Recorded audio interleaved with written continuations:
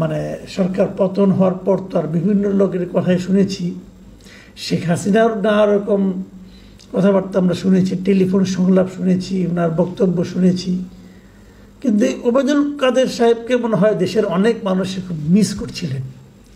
কারণ ওনার কথায় প্রচুর লোক যখন ওনারা ক্ষমতায় ছিলেন, প্রচুর মানুষ যখন ওনার কথা শুনে বিমল আনন্দ পেতেন যে এই লোক বলে কি, কীভাবে কথা বলেন, ওনার বাচনভঙ্গি, শব্দ চয়ন সবগুলোই ছিল এক একজনের কাছে এক এক ধরনের মানে বিনোদনের একটা মাধ্যম। সেই ওবায়দুল কাদের সাহেবের আবার একটা মানে আপনার টেলিফোন ইন্টারভিউ ছিল, এটা কোনো ভিডিও ইন্টারভিউ না, অডিও ইন্টারভিউ, সেটা শুনলাম।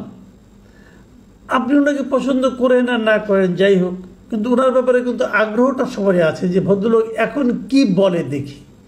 এটা এই কারণে যে আরেকটা কারণ ছিল ওই কারণে যে আমরা শুনেছি উনি প্রায় 3 মাস দেশে ছিলেন।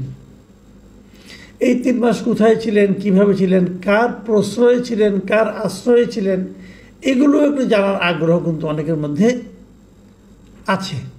কিন্তু সে সমস্ত জানার আগ্রহ নিয়েও কিন্তু আমি শুরু করেছিলাম। এই কারণ আরও একটা কারণ ছিল যে ইউটিউবে যখন আমি এই ভিডিওটা পেলাম তখন সেটা শিরোনাম ছিল যে উনি যে বাথরুমে 5 ঘন্টা লুকিয়েছিলেন, সেই বিষয়টা উনি শিরোনামে ওখানে দেওয়া হয়েছিল। তাই আমি ভাবলাম যেহেতু বাথরুমে 5 ঘন্টা লুকিয়েছিলেন, পরবর্তী 3 মাস কোথায় ছিলেন সেই প্রসঙ্গটা হয়তো আসতে পারে। বাট আনফর্চুনেটলি ওই প্রসঙ্গে উনি কিছুই বলেননি।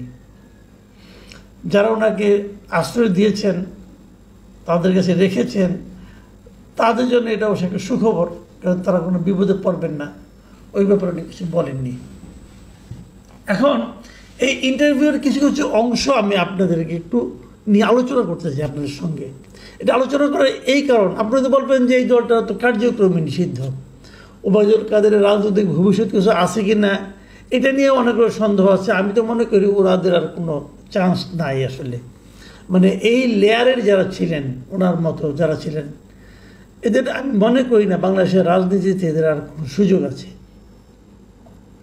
ওনার যে মূল নেত্রী তারও কোনো সুযোগ আছে কিনা আমি বলতে পারবো না, আমার মনে হয় না। শেখ পরিবারের কারো সুযোগ আছে কিনা আমি তাও মনে করি না, এবং আমি মনে করি থাকা উচিত না। কারণ লুটপাটের সঙ্গে শেখ পরিবার যেভাবে জড়িত ছিল এটা ভয়ঙ্কর অবস্থা। এবং আরও ইন্টারেস্টিংলি আপনি দেখবেন আপনারা যে এত লোক গ্রেপ্তার হয়েছে, মানে এই কেন্দ্রীয় নেতৃবৃন্দের কিন্তু ম্যাক্সিমামই গ্রেপ্তার হয় নাই, এবং শেখ পরিবারের একজন লোকও গ্রেপ্তার হয় নাই। এটা অদ্ভুত একটা ব্যাপার।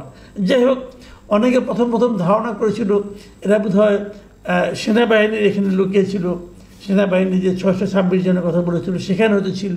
কিন্তু পরে আমরা দেখলাম যে সেনাবাহিনী যে তালিকাটা দিল সেই তালিকাতেও কিন্তু আমি এদের নামটাম খুব একটা দেখলাম না, ওবায়দুল কাদের নাম তো সেখানে নাই। যাও, আমি এবার ইন্টারভিউটা নিয়ে আসি। ইন্টারভিউতে বেশিক্ষণ বলা যাবে না, আমি সংক্ষেপে যতটুকু পারি কয়েকটা ঘটনা সম্পর্কে আলোচনা করি। প্রথমেই উনি একটা গল্প বলেছেন, আমার কাছে গল্পটা খুবই হাস্যকর ঠেকেছে। গল্পটা হলো উনি বলেছেন যে উনি ওনার যে বাসভবন আছে তার পাশে একটা বাসায় লুকিয়েছিলেন, তারপরে সেখানে কয়েকজন ছেলেরা গিয়েছিলেন, উনি এবং ওনার স্ত্রী বাথরুমে লুকিয়েছিলেন।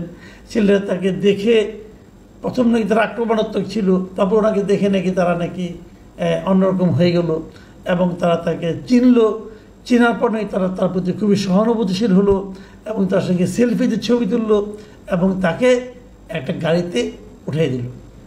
এইটুকু আমার কাছে মনে হয়েছে ভাই পুরো একটা বানানো গল্প। ওই দিন যে পরিবেশ ছিল, ওই দিন যে মানুষের মনে যে ক্রোধ ছিল, সেই ক্রোধ যদি শেখ হাসিনার প্রতি থাকে, শেখ হাসিনার চেয়ে দ্বিতীয় যার প্রতি ক্রোধ ছিল এই লোকটা হলো এই লোকটা, এই ওবায়দুল কাদের।